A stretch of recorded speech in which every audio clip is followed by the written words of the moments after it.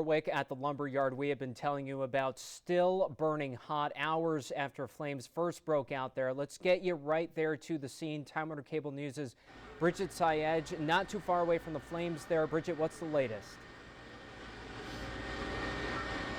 Good evening, Solomon. Like you said, the massive fire is still burning here at Mid-State Lumber in Warwick. Smoke and flames taking over the sky. Close to 20 fire departments responding to the scene. Now, this is a non-hydrant area, meaning that they are relying on water tanks for their supply. Earlier today, we spoke to a fire official who told us that this was being investigated as a crime scene, but the Orange County Fire Coordinator tells us that they are still investigating and have not yet determined a cause. Now, the main building as well as surrounding structures completely destroyed. Dozens of emergency responders have been working for hours now to contain this fire. One fire official describing the difficulty that they're facing. Everything's compressed. It's going to take time and equipment and manpower to actually pull all the equipment apart to get to all the fire that's burning throughout.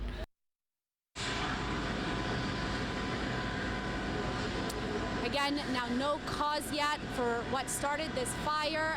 Officials do tell us that one firefighter has been treated for minor injuries. There is a natural gas line here as well, and that's what they were concerned about. ONR came in and we're taking care of that as well. That's the latest here in Warwick. Back to you. Briggette, any idea, have investigators kind of gotten a handle on how long it's going to take to get this fire out? Solomon, one fire official told me, that coordinator that you heard from says that they're not sure. Again, it is very difficult because of the wood and how condensed it is over here, but they're just trying to keep everyone safe and work as efficiently and quickly as possible. Absolutely. That's our Briggette Sayegh with the latest for us in Warwick. Briggette, thank you. An emotional reaction to the town of Monroe's decision on the Curious Joel annexation proposal. Tonight, the board voting in favor of a 164-acre annexation, this coming after years of hotly contested debate on the issue. Our Briggette Sayegh joining us now in Monroe with the latest. Hi, Briggette.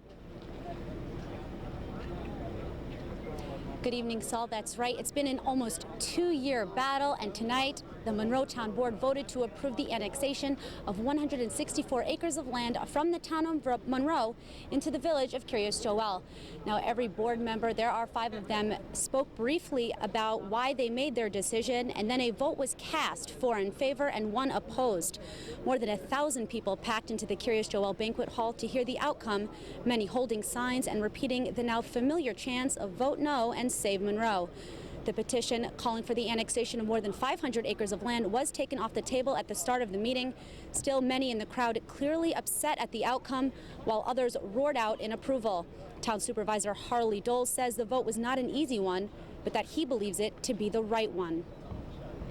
I think it's time that we all stop for a moment and pause and realize that we have a lot of work to do before we can move forward with such an ambitious kind of a program that 507 acres would entail. And 164, big difference, you think? 164, when we go back and we look, it's really about half of that.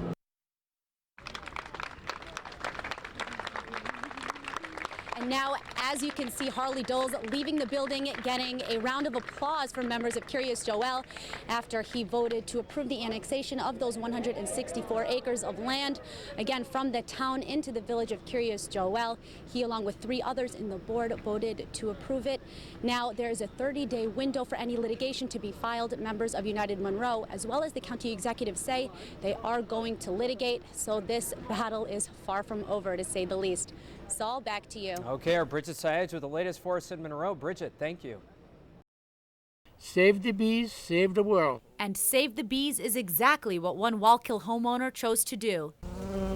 Even after realizing that a hive carrying tens of thousands of bees had made a home on the side of his. When I saw that thing, when they opened that up, I was totally surprised. I could not believe, I knew there was going to be a bunch in there, but nothing what I experienced. Absolutely nothing. Marcel Wichard has been in the beekeeping business for more than 20 years. He says the worst thing you could do is call an exterminator or douse a beehive in chemicals. He says bees are a vital part of human life. I'm the only one who does that. And he's right. Honeybees pollinate nearly 1/3 of all the world's food. Apples, pear, peaches, plums, all those. Without bees, you would not have those food. They will be starved. People will starve. Marcel says it's important to understand that bees only sting when provoked, and that when they do, they die. So with a lifespan of only 45 days, they're not looking to make their lives any shorter. 13 million bees. I don't pour no Sudan. Marcel's 2 sons spent most of the day taking apart the hive and storing it, piece by piece, in boxes. This ensures not only the safety of the bees, but that they will continue to produce honey for as long as they are able. Delicious honey. Without bees, we will starve, and I don't want to starve yet. In the town of Wallkill, Briggette, Sayegh, Time Warner Cable News. The loss is immeasurable. Everybody's just in shock. This is going to be a tough one for our community to even begin to get over, if they ever do. On Tuesday morning, 4 Goshen High School students got into a driver's ed car as part of a 5-week summer program. This was all to make them more prepared for the road. What happened next, no one could prepare for. The impact was on the driver's side rear door of the vehicle, and it was a tremendous impact. 2 of the teens, Paul Van Doren and Antonio Baglavo, both just 16 years old, were killed after the car they were riding in was struck by a truck at a notoriously dangerous intersection in Warwick. Tuesday morning, like many mornings before that, those students shuffled into this classroom for their driver's ed course. At the front of it, this list of driver safety tips, and among it, predict the worst. Only no one could imagine that the worst would ever happen. I've been going to that intersection for over 27 years and assisting people who were injured and killed as a result of a traffic accident at that intersection. Certainly the loss of life today underscores the fact that it clearly warrants having better traffic control at that intersection. No charges have been filed in the crash as the cause is still being investigated. Meantime, school officials say that the loss of these young men will be felt throughout not only their graduating class, but the entire district. They're great kids, kind of the life of the school, as you would say, always a big smile on their faces. Beginning with Judy Kennedy beating the man who beat her in the Democratic primary, Jonathan Jacobson. Republican John Judas also going down in defeat as well. Briggette Sayegh at Judy Kennedy's campaign headquarters and joins us with the winning candidate. Briggette. That's right, Kate. We are at the celebration party for Judy Kennedy, who will serve a 2nd term for mayor. Judy is with me right now. Please just describe how you're feeling. I'm going to grab the mic. I guess what I'm going to say right now is that I'm so grateful because I've put my heart and soul into this city for the last 4 years.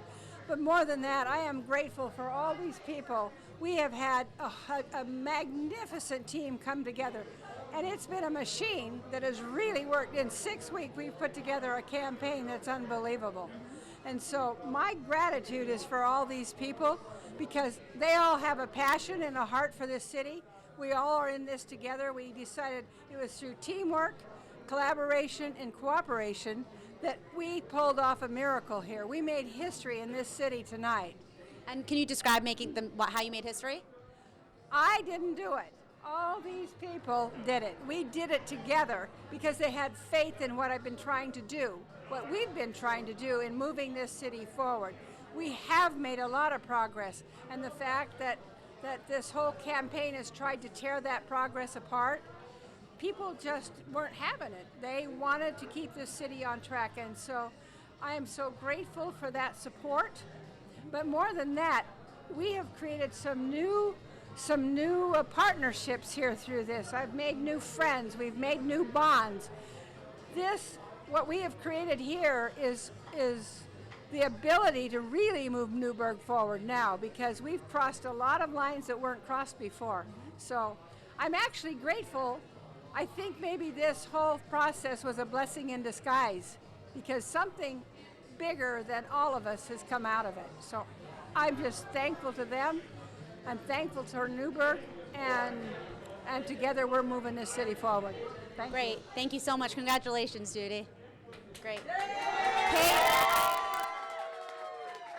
You just heard from Mayor Judy Kennedy, who will serve a second term, having won and made history, she says, as the first candidate to win on a third-party ticket.